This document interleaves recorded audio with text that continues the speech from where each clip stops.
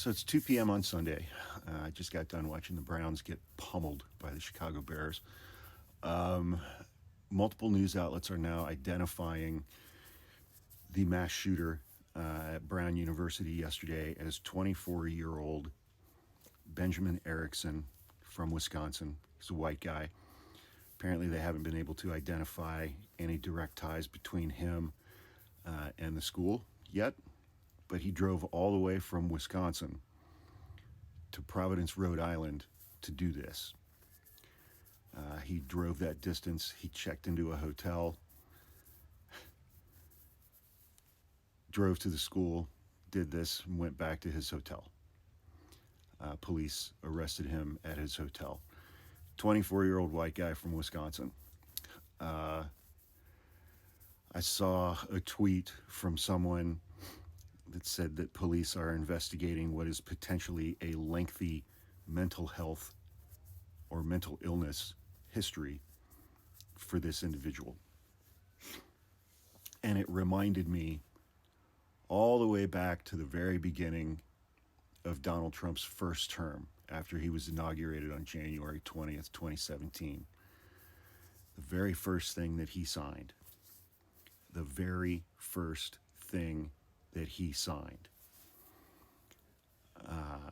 was a document making it easier for people with mental illness histories to purchase firearms.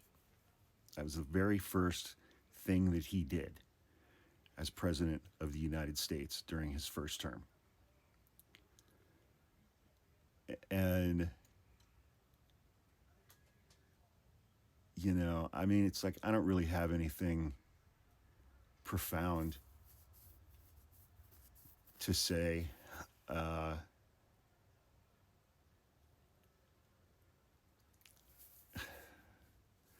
It's like I don't even know who anymore, what organization or organizations are preventing us from having meaningful gun control legislation in this country. The NRA is having to sell off all of its assets because it's pretty much bankrupt. So it's not really the NRA anymore. They don't have the power that they used to. If it's just become such dogma on the right that they don't need that kind of an organization anymore to force or cajole members of Congress to reject even the most reasonable, incremental pieces of gun control legislation in this country. And, you know, part of me just kind of feels that just the concept of gun control or the idea of gun control may be an obsolete concept at this point. I mean, we have almost 100 million more guns in the United States than we do American citizens. You know, we have something like 420 million guns in this country and 330 million people. And, you know, so on the one hand, I feel like it's kind of reasonable to think that, you know, that horse has left the barn.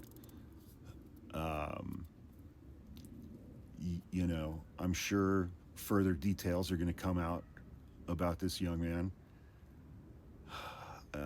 I haven't seen reports as to what kind of weapon he used. Although, you know, when we saw the video of him walking, it did not appear that he was carrying any kind of a rifle. But you know, and I'm sure we will learn how he acquired the firearm that he used in this mass shooting. But, you know,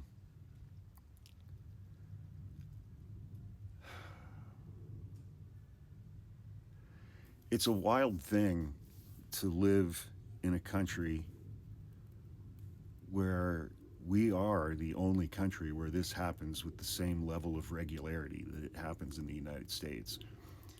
We are the only country that is not currently embroiled in a civil war or an actual war that has that many guns per capita and that has that many more guns than people. We're the only country. And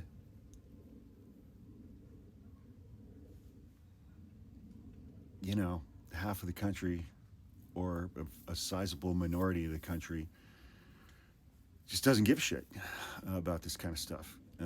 Charlie Kirk said it himself that a certain number, I'm paraphrasing, a certain number of school shooting deaths each year is just a necessary price that we pay to have the freedoms that we have. And then, ironically, unironically, I don't know, he was shot to death. Steve Scalise, Republican, he's number 2 or number 3 in the House of Representatives, was shot multiple times by a gunman with an AR-15 type rifle several years ago. His recovery from those injuries took years, and he almost died. He's not willing to entertain any type of gun control legislation, and he was almost killed. And, there are a million stories like that, but we're the only country on the planet, man. And our federal government, and most certainly the Supreme Court, this current Supreme Court, is not willing to do really anything to prevent people like Benjamin Ericson from getting the guns they want, getting the ammunition that they want. There are no meaningful preventions to this kind of thing. And, I did a post earlier today, and then there are counter arguments to this stuff too, like which guns? You're going to ban assault rifles. Okay. Well, the 2 shooters in Bondi Beach outside of Sydney in Australia used a shotgun and a bolt-action rifle. Neither one of them had an assault rifle.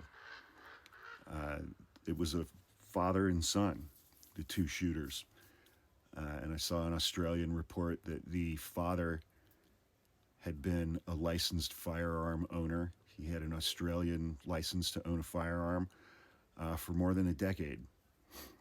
And shotguns and bolt-action rifles are still legal in Australia. So, their own assault rifle ban and their incredibly stringent restrictions apparently didn't prevent these 2 terrorists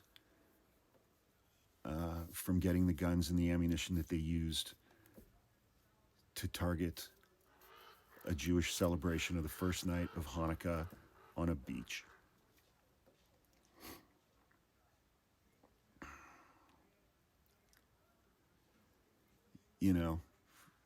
I don't know if there are answers to this anymore in the United States. I don't know if there exists any kind of an actual solution. I saw another thing today online that today is the 13th anniversary of the Sandy Hook school shooting, in which a lunatic took an assault rifle that was owned by his mother and killed 26-year-old little children, and I think 6 adults who tried to stop him. We haven't even come to terms with a response to that that's reasonable or